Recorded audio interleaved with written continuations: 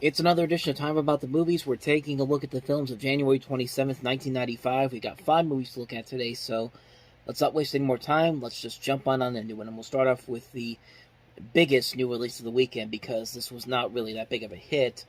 And supposedly it was supposed to be the last film of this series, but guess again, it's Highlander 3, The Final Dimension, or as it's called in other places, Highlander 3, The Sorcerer. I almost said socialer.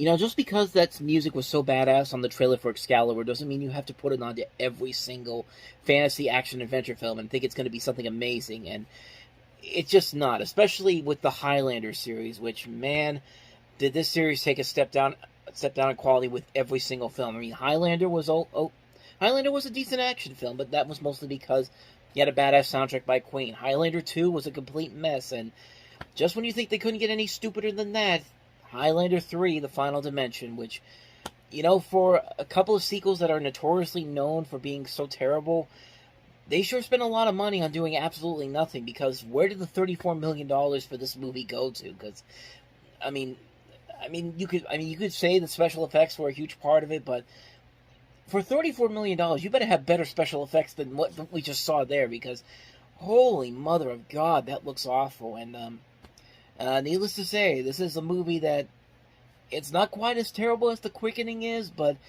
it's pretty damn close. I mean, it's nothing all that interesting that we haven't seen done to death over and over again.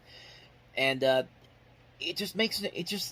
no real point to these movies because every single film, it's the same thing. I mean, we've got two Highlanders with the fighting for the prize of eternity, but every single time it's the same thing. It's always Christopher Lambert winning in the end, and sure enough, it happens in here. And it's just like, it just gets so stupid. It's so ridiculous. It's completely pointless. Like, the only reason is this is the reason why we have a lot of trilogies that are very unnecessary, because they just want to make movies because they think it's going to make money. And Highlander 2 didn't make a ton of money, and this movie certainly didn't make a ton of money either. So who's really going to see these movies? I mean, I don't get it, man. I never understood these movies. I thought the first one was pretty good, but the sequels are just terrible, man. They're just movies that are just being made because somewhere at this company that produces these movies thinks they've got something incredible as a series, but it's just the same movie over and over again. It's just like, it's not fun whatsoever. And even if you get,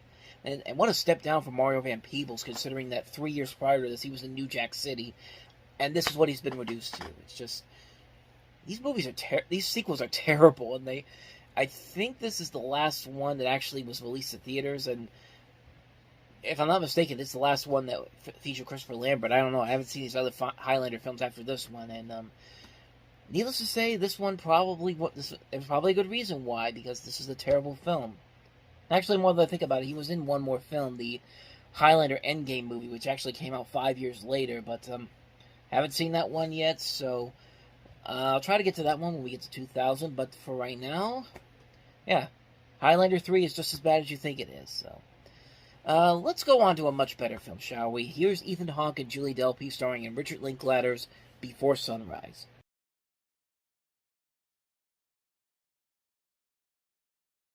So this is actually based on stuff that happened in Richard Linklater's personal life. He met a woman in 1989, Amy Lippert, I think I'm pronouncing the name right.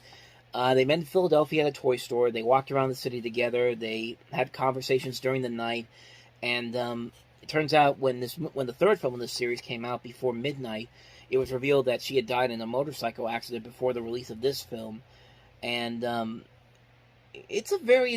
really like these movies a lot. I think this is one of the best achievements Richard Linklater has done. He's made a ton of great movies in his career, but this is really one of his strongest points, the Before trilogy, and it starts off with this movie, Before Sunrise.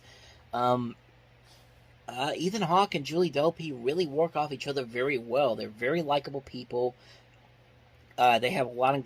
They seem like the conversations that they have in here feel very realistic, feel very genuine. There's no romantic comedy cliches. There's no cliches. There's no third acts. There's no breakups.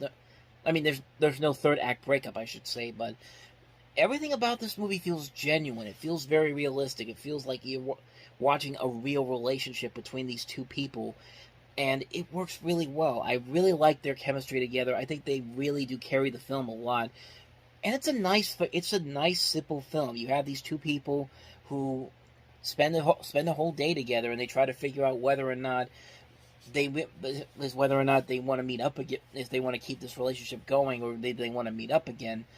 And the way the film does this is so well done. It's very well done, mostly because of what Hawk and Delpy really bring to this. And I just love these movies to death, man. I really love these movies. I like the realism in the relationship and the chemistry, the way they talk to each other, the way they just explore things around in town. It's just a phenomenal, phenomenal film. It's a nice, comfortable film, and it just really works so well. It's my first time ever noticing that these movies existed was with the second film, Before Sunset, which looked pretty interesting. Which at the time I thought looked pretty interesting on its own, and it took me a while to actually get into watching these movies because I didn't really see them until about maybe, let's say maybe 4 years after just before Midnight came out. And I'm glad I did, because these movies really are good. They're very nice films. They don't really have a whole lot of action going on in there. It's just a character study between these two people and whether or not they should be together or not. And I think it's very well done. It's a really good, solid film. And it just shows the range that Richard Linklater has as a filmmaker that we'd later see on in his career. I really love this movie, man. I really love this series overall. It starts off on a great note.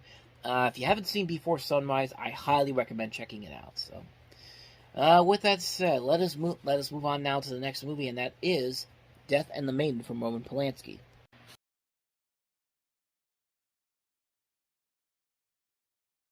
There was a good 20-25 year period when Roman Polanski was just delivering lackluster film after lackluster film. There was a lot of really bad movies. Every once in a while, he'd deliver a good movie here and there, and I think this is definitely the best one of those films between 1980 and 2002, when he had that lull in his career. This is easily the best one of the bunch, because this is it's a very interesting film. It's based off of a play of the same name, where you have this woman who thinks that this man that her husband brings home after an accident happens.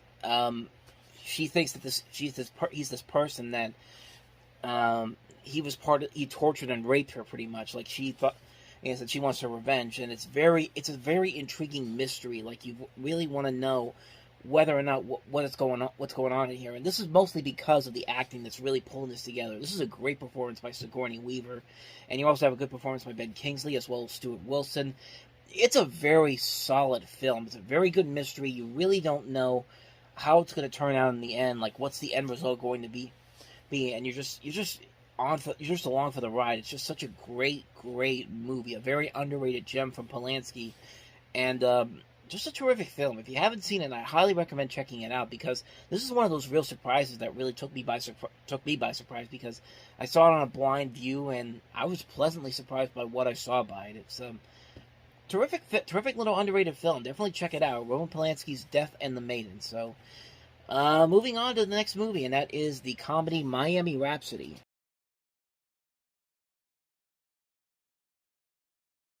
This is one of those movies where I always see it whenever it's like, if you go to a $5 bin at Walmart, when they had like the little bins up at the registers at Kmart, you'd always see this with all the other Mill Creek titles. It's like a movie that just feels like it was placed in the dumpster bin. It doesn't really have that much of a lasting impact to it, but I mean, you see the names involved in here: Sarah Jessica Parker, Antonio Banderas, Gil Bellows, Mia Farrow, Paul Mazursky, Kevin Pollak, Carla Gugino, Naomi Campbell, Jeremy Piven, Donald Logue's in here as well.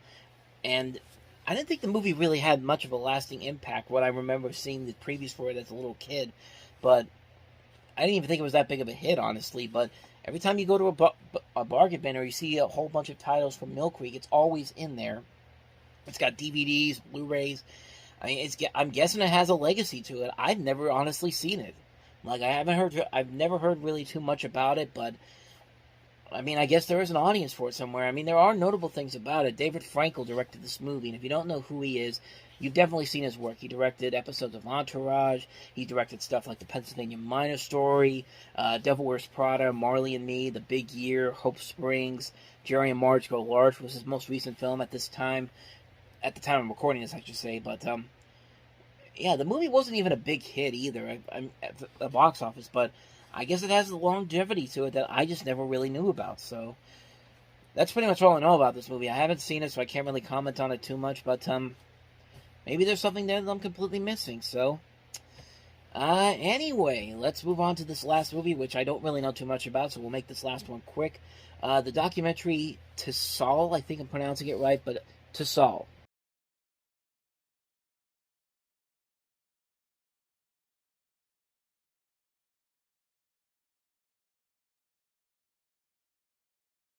So basically, this is about an in-depth examination of the Israeli Defensive Forces and what is demonstrated about Israel's national identity. It's a documentary. It runs for 5 hours and 16 minutes, as I'm looking at it here on Google, because this doesn't have a Wikipedia page for it, so I have to look up as much as I can, so I have to go to Google to do it. That's pretty much all I know about it. I don't really know too much about it. I haven't seen the film, so I can't really comment on too much, but I mean, it's got some decent rating numbers. I'm looking at it on IMDb right now. 6.4 out of 10, 3.6 out of 5 on Letterboxd. I wish I could give you more about it, but that's pretty much all I know about it. It was released It was released in theaters this weekend. That's pretty much all I can give you. I wish I could give you some more information, but that's pretty much all I got for you on that one. So that is To Saul. So on that note, we wrap up another edition of Time About the Movies. We'll jump into February on the next episode with 5 movies, including Whoopi Goldberg, Mary Louise Parker, and Drew Barrymore in Boys on the Side, The Jerky Boys, the movie, Sam Neill and John Carpenter's In the Mouth of Madness, The Secret of Roland and Enosh, and also Martha and Ethel. So 5 movies to look at next time around.